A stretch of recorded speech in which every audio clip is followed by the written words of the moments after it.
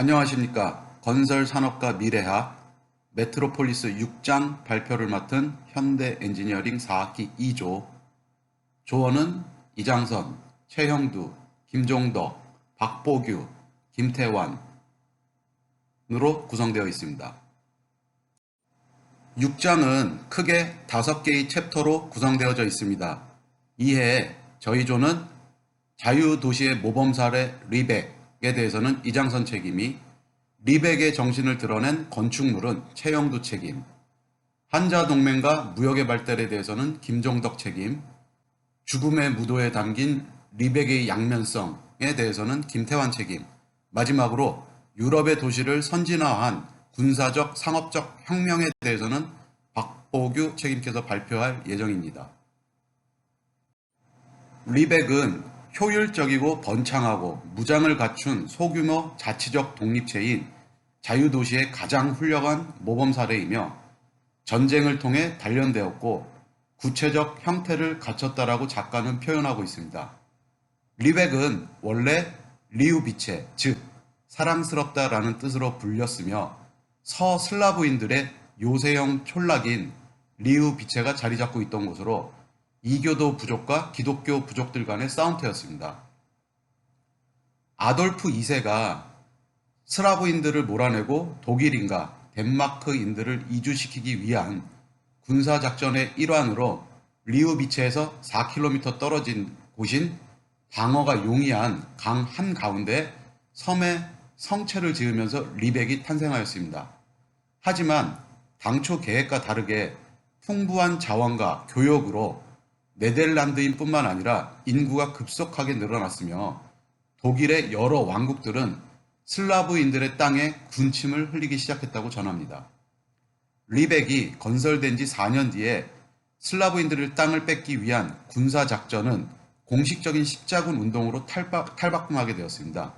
리백은 나무와 흙으로 지은 하나의 성체였는데 1157년 화재로 불에 타 없어지고 2년 뒤에 작센과 바이에른의 공작인 하이니 사자공이 리백을 재건하게 됩니다. 다양한 십자군 운동을 펼치는 동안 기독교에 관한 얘기는 전혀 없었고 오로지 돈 얘기만 있었다라고 전해지는데요.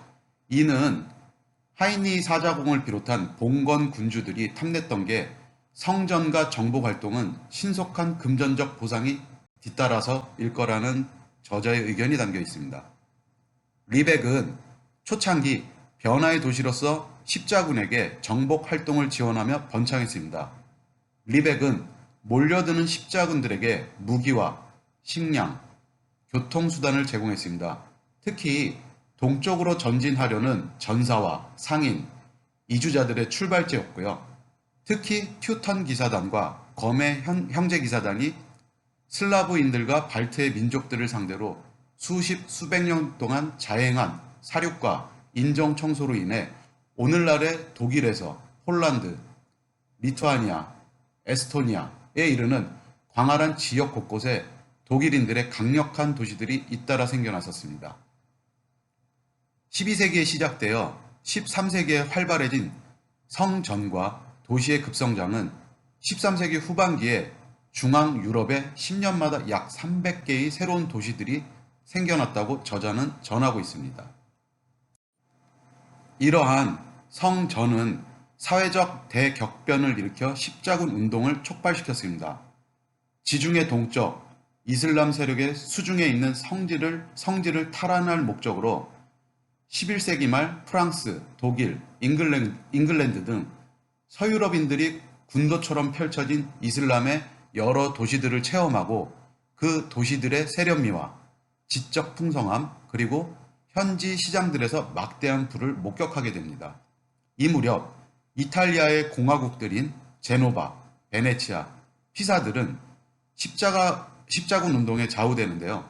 십자군 운동 기간에 그 공화국들은 화물을 선적하고 해군력을 제공하며 부를 축적하였습니다.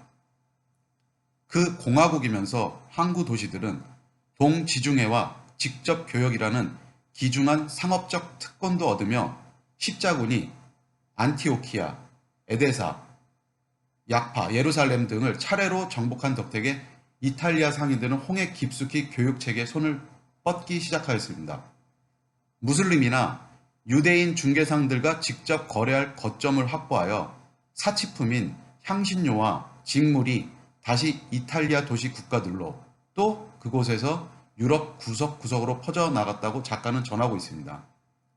이탈리아 도시 국가들은 무역을 독점하기 위해 격렬하고 폭력적인 경쟁 관계에 얽매여 있었는데요. 이때 1170년대 비잔티움 제국과 베네치아의 사이가 가장 나빴다고 합니다. 이후 약 20년간 베네치아와 비잔티움 제국 간의 무역이 중단되었습니다. 1203년 제4차 십자군에 가담한 베네치아인들이 성지로 향하던 길에 기독교 군대의 진로를 바꾸는 데 성공했고 왕실의 분쟁을 조정한다는 명분을 내세워 콘스탄티노폴리스를 포위하도록 유도하였습니다. 거칠고 막대먹은 십자군들은 세상에 그토록 엄청난 도시가 있을 거라 믿기 힘들었는데 오랫동안 콘스탄티노폴리스를 쳐다만 보고 있었다고 합니다. 당시 서유럽에서는 인구 2만 명 이상의 도시가 없었지만 콘스탄티노폴리스의 경우 약 50만 명이 살았다고 합니다.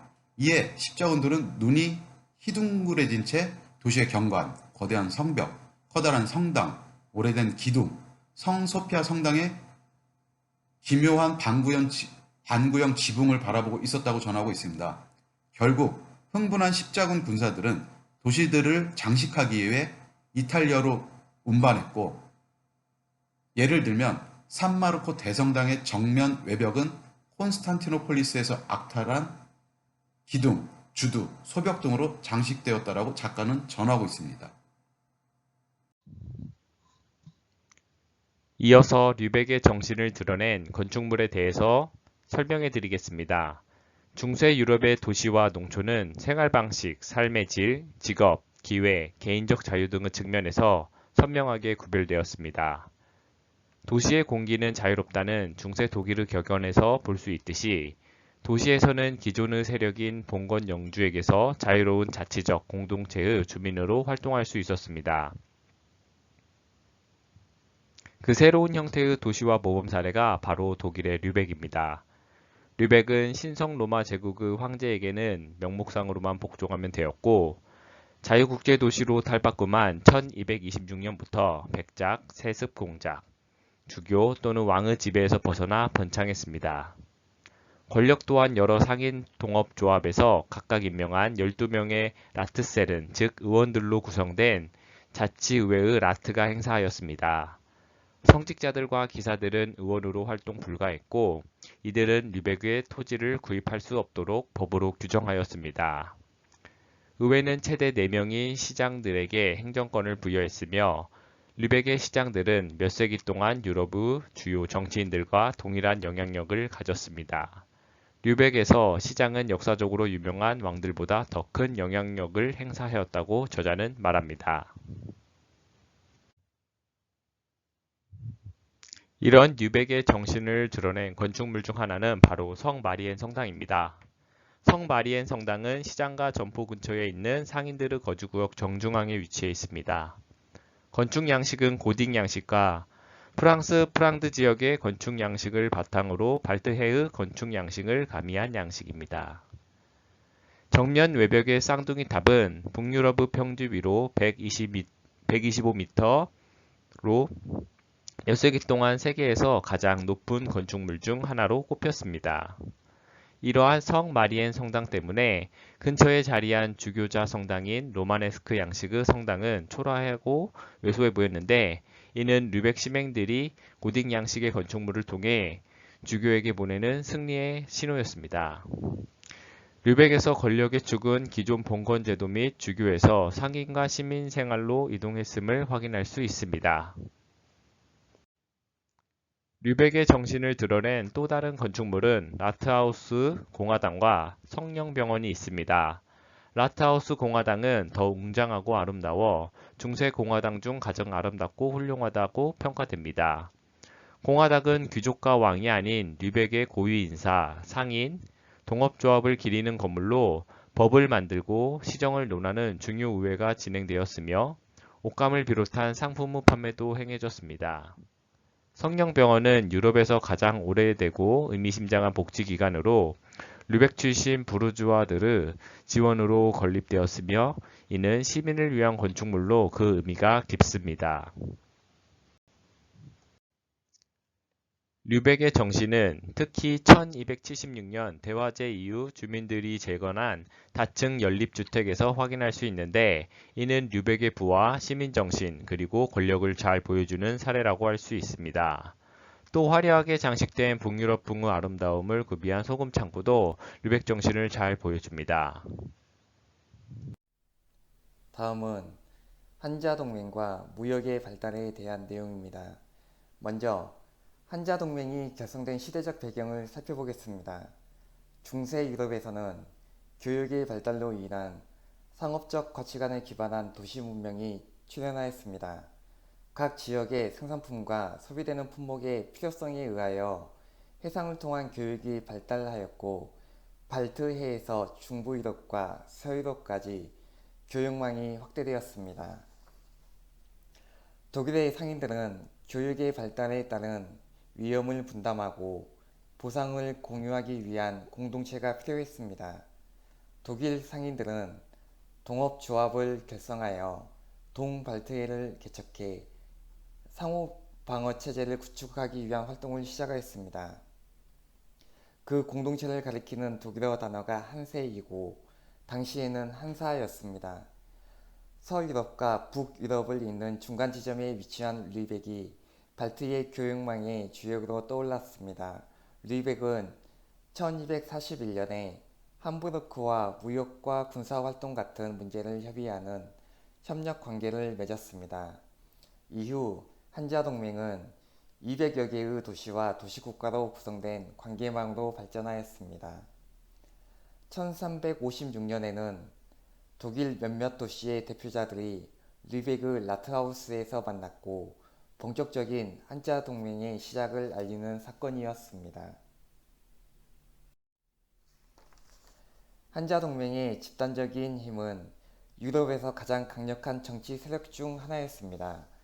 도시들의 연합을 통하여 그 시대의 국제무역을 장악하고 무역 특권을 확보하였습니다.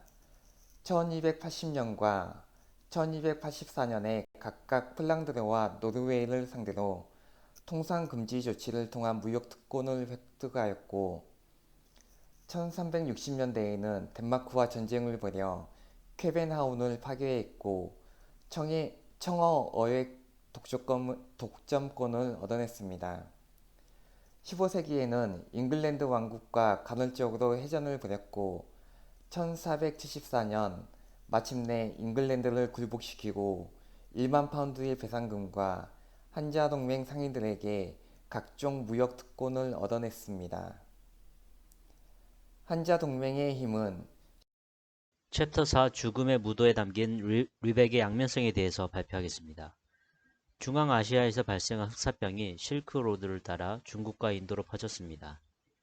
1347년 10월에 흑해를 출발한 12척의 제노바 상선이 시칠리아 메시나 항구에 도착했는데 죽음의 배로 알려진 이 상선들에 탑승한 선원들은 대부분 사망한 상태였고 몇몇 생존자들은 전신이 고름으로 피부는 검게 변해 있었습니다. 죽은 선원들 뿐만 아니라 정박한 배에서 나온 쥐로 인해 시칠리아 섬은 순식간에 죽음의 섬으로 바뀌었습니다. 이후 페스트는 피사와 제노바, 마르세유 등 지중해 무역을 전담하고 있던 항구들을 통해 유럽 전 지역에 신속하게 번졌습니다. 사망자는 7,500만 명에서 최대 2억 명으로 페스트는 당시 유럽 인구의 3분의 1을 죽음으로 몰고 갔습니다. 도시 인구가 급격히 줄어들자 농촌의 봉건제로부터 벗어나기를 갈망하는 소작농들이 임금이 높은 직업을 구하고자 도시로 이주하기 시작했습니다. 르벡의 경우 흑사병이 휩쓸고 간 뒤 급증한 교육에 힘입어 재산을 불린 장인들이 많이 생겨났고 흑사병에서 살아남은 도시 사람들과 그 후손들은 이전 도시 사람들보다 더 좋은 음식과 옷을 입으며 윤택하게 살았습니다. 이로 인해 호화로운 건물과 사치스러운 예술품에 대한 수요가 높아졌고 오늘날 우리가 알고 있는 르벡의 여러 화려한 건축물들은 바로 이 호황기에 호황기의 결과물입니다.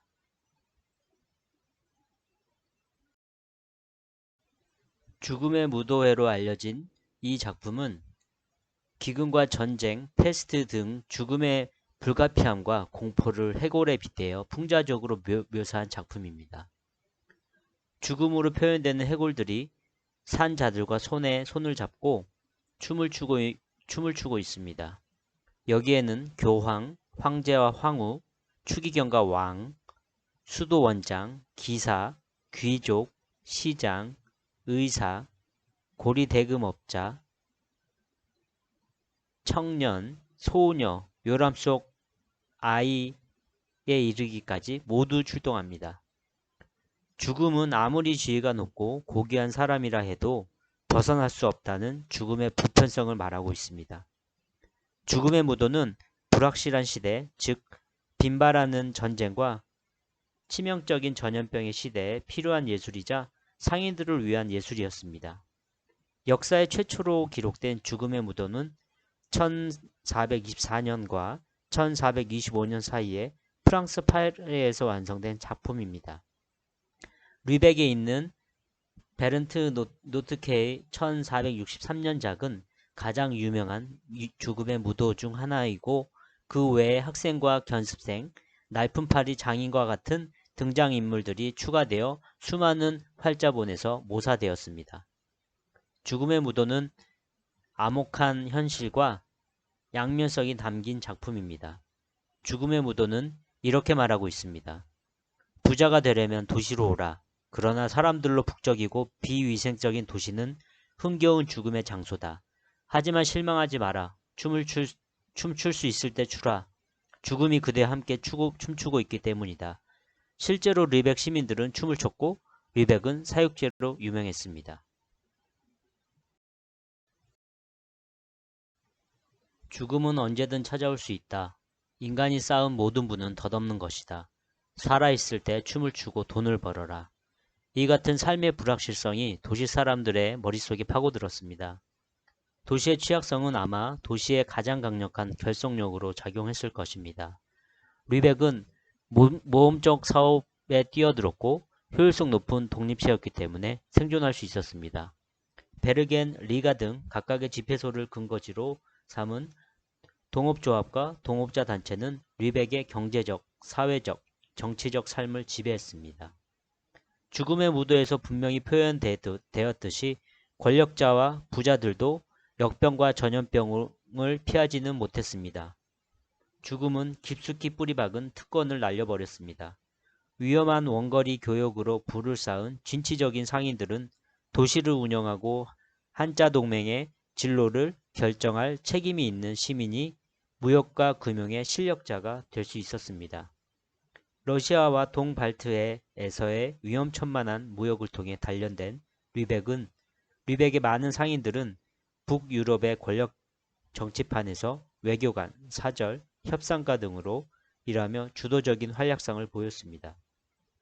한자 동맹은 왕과 백작, 기사가 아니라 상인과 시의원, 시장이 이끌었습니다. 르벡의 장인들은 르벡을 비롯한 한자 동맹의 가맹 도시들이 경제적 패권과 정치적 완력을 때로는 무력을 바탕으로 모든 경제 세력을 물리치면서 무역을 독점하고 주요 상품 시장을 장악할 만큼 강력했기 때문에 부유해질 수 있었습니다.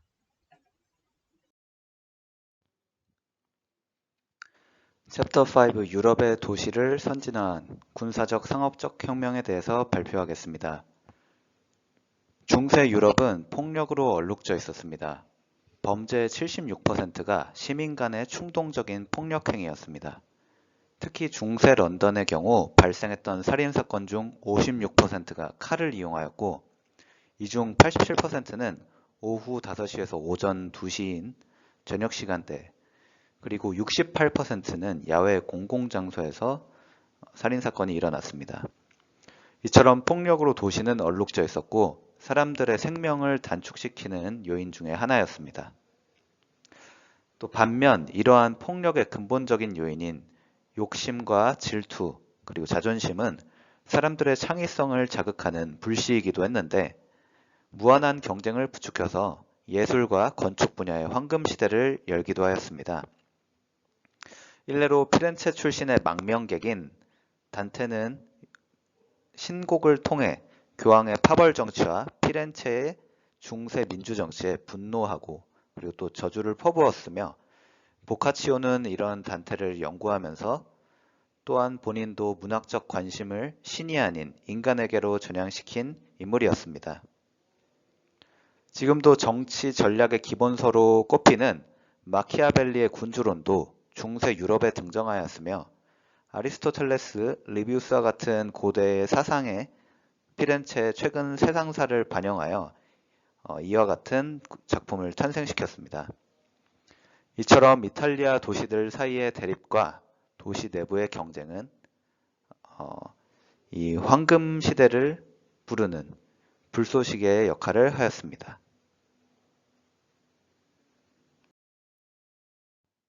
다음은 시대의 변화에 따른 리벡의 몰락에 대해서 알아보겠습니다.